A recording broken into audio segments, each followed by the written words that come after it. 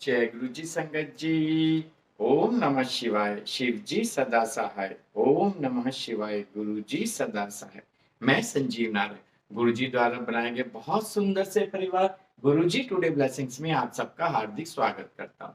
Channel पर पहली बार आए हैं तो चैनल को शेयर करें और सब्सक्राइब करें और साथ में लगे हुए बेल आइकॉन के बटन को प्रेस करके ऑल पर क्लिक कर दें ताकि डेली अपलोड होने वाले महाराज के सत्संग और ब्लेसिंग संगत जी आप तक पहुंच सके। डिस्क्रिप्शन बॉक्स में दिए हमारे व्हाट्सएप नंबर पर आप अपना सत्संग रिकॉर्ड करके हमें भेज सकते हैं। जय गुरु जी। संगत जी, आज का सत्संग बहुत प्यारा और ब्लेस सत्संग है और ये सत्संग हमारे साथ शेयर किया पालनपुर हिमाचल प्रदेश से याचना आंटी जी ने। हाँ जी, पालनपुर हिमाचल प्रदेश से याचना आंटी जी ने सत्संग हमारे साथ शेयर किया। संगत जी, सत्संग ना 2 पार्ट में है। जैसे ही पहला सत्संग कंप्लीट होगा उसके बाद उसको स्किप मत करिएगा। हाथ के हाथ ही 1-2 सेकंड के बाद ही सेकंड पार्ट सत्संग का स्टार्ट हो जाएगा। दूसरा सत्संग उनका इसी के साथ ही ऐड किया गया है, इसलिए सत्संग को बहुत ध्यान से और प्यार से सुनिएगा। इस सत्संग के थ्रू आपको बड़े मंदिर की बहुत सारी ब्लेसिंग्स आपके घर तक खुद पहुंचेंगी। मैं दिल से आंटी का शुक्राना करता हूँ। चलिए सत्संग स्टार्ट करते हैं। जय गुरु जी।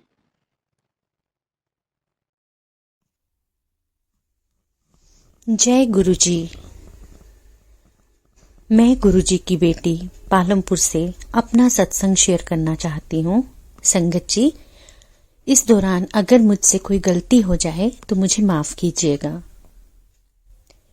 संगत जी, गुरु जी से जुड़े हुए अभी मुझे कुछ ही महीने हुए और गुरु जी की अपार कृपा देखिए, उन्होंने मुझे बड़े मंदिर बुला लिया। सोमवार यानी कि 16 दिसंबर 2024 को मैं और मेरे हस्बैंड बड़े मंदिर के लिए निकले। हमने पिछले दिन कुरुक्षेत्र रुकना था। हमारी ट्रेन अंब से अंबाला तक की थी। अंबाला स्टेशन पर पहुंचते ही हम कुरुक्षेत्र के लिए अगली ट्रेन का इंतजार कर रहे थे। तभी वहां बैठे कुछ लोगों ने कहा कि मालवा एक्सप्रेस आने वाली है, बट उसमें तो बहुत रश होता है और बाहर खड़े होने की भी जगह नहीं होती। यद्यपि हमारा सफर केवल 40 मिनट का ही था, जो कि अंबाला से कुरुक्षेत्र तक का था, परंतु फिर भी मन ही मन चिंता होने लगी कि हे गुरुजी, हम कैसे पहुंचेंगे। मैंने गुरुजी से प्रार्थना की कि गुरुजी आप हमारे साथ ही रहिएगा, मुझे भीड़ से बहुत डर लगता है। संगत जी, आप यकीन नहीं करेंगे कि जैसे ही ट्रेन आई और हमारे मुंह के आगे जो डिब्बा रुका, हम उसमें गुरुजी का नाम लेकर चढ़ गए और ट्रेन एकदम से चल पड़ी। इस वक्त हम दोनों उस डिब्बे के दरवाजे के पास अपने सामान के साथ खड़े थे तो मेरी नजर कोने में बैठे फर्श पर बैठे एक बाबा जी पर पड़ी, जो कि संतरी रंग की शॉल ओढ़े हुए थे। संगत जी, हमें थोड़ी देर में ही ज्ञात हुआ कि ये डब्बा पेंट्री का डिब्बा था, जिसमें मैं, मेरे अंकल, एक आदमी और एक संतरी रंग की शॉल ओढ़े बाबा जी, जिनका मुंह पूरी तरह से ढका हुआ था, वह बैठे थे। उन्होंने भूरी रंग की पंजाबी जुत्ती डाल रखी थी। जिस भीड़ से मैं बहुत डर रही थी, वो भीड़ उस डिब्बे में बिल्कुल भी नहीं थी, क्योंकि वह ट्रेन की पेंट्री का डिब्बा था। जैसा कि मैंने अपने गुरुजी से कहा था, गुरुजी मुझे भीड़ से बहुत डर लगता है, आप मेरे साथ ही रहिएगा। मेरे कहे मुताबिक वे शांत कोने में बैठे हुए बाबा जी फर्श पर अपना मुंह ढककर बैठे हुए थे।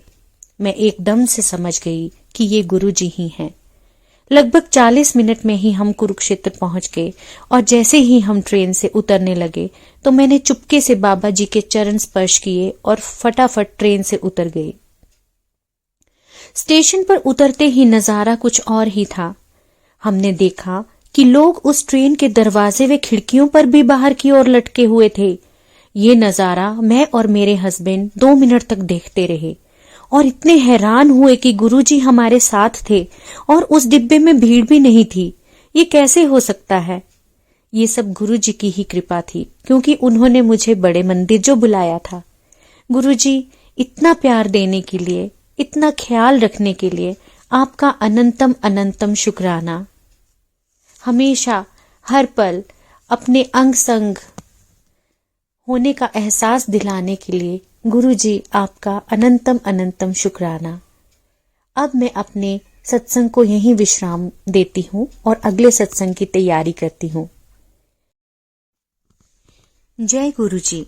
मैं गुरुजी की बेटी पालमपुर से अपना चौथा सत्संग शेयर कर रही हूँ।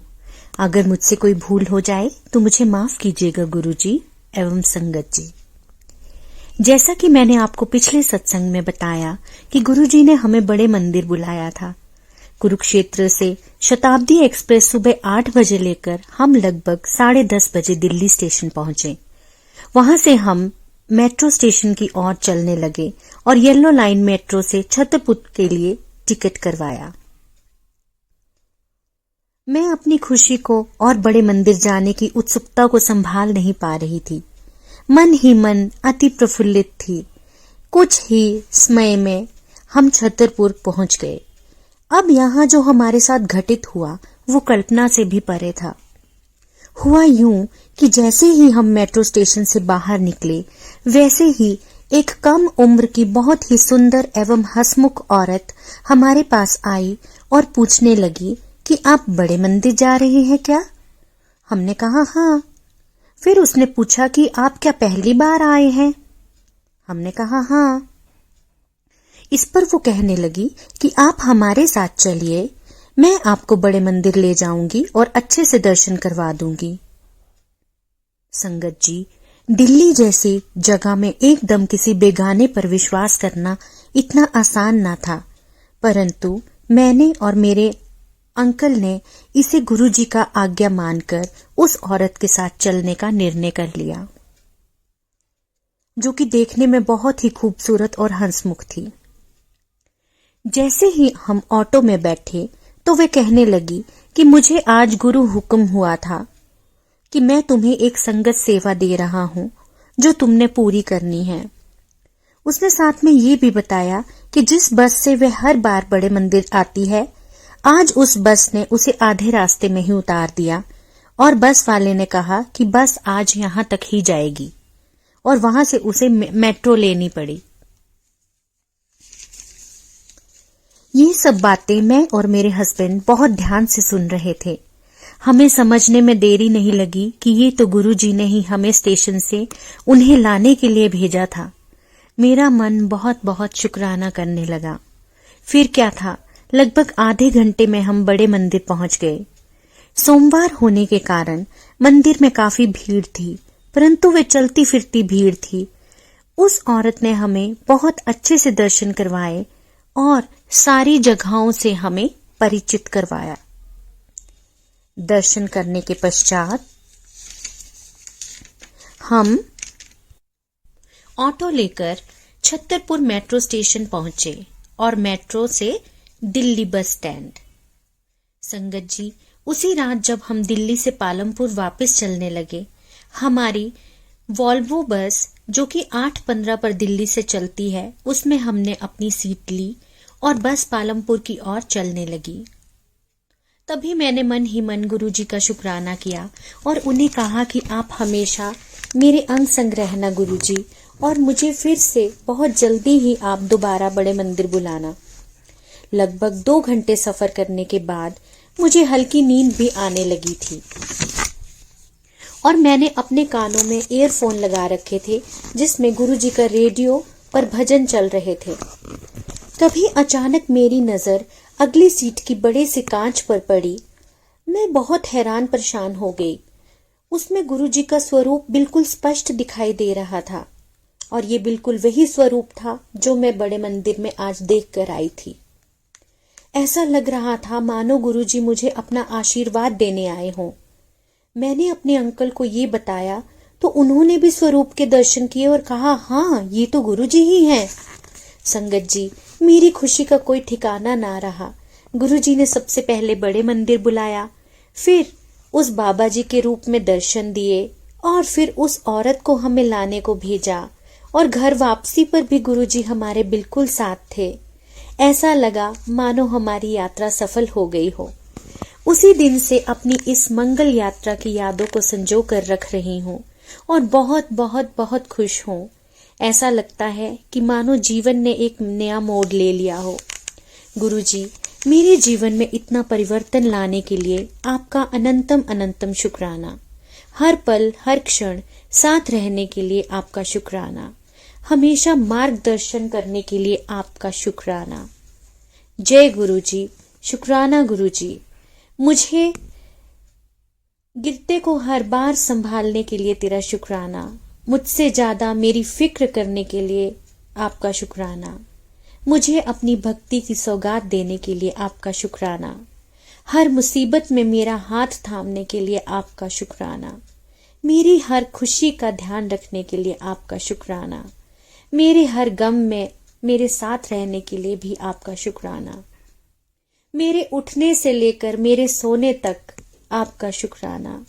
मेरी हर सांस में आपके नाम के लिए शुक्राना। मेरे हर गुनाह की माफी के लिए आपका शुक्राना। मुझे अपना नाम जप देने के लिए आपका शुक्राना। मुझसे ज्यादा मेरी फिक्र करने के लिए आपका शुक्राना और मुझे औकात औकात से ज्यादा देने के लिए आपका अनंतम अनंतम शुक्राना मेरे गुरुपा। संगत जी, अब मैं अपने सत्संग को यहाँ विराम देती हूँ और अगले सत्संग की तैयारी करती हूँ। ओम नमः शिवाय। शिवजी सदा सहाय। ओम नमः शिवाय। गुरुजी सदा सहाय।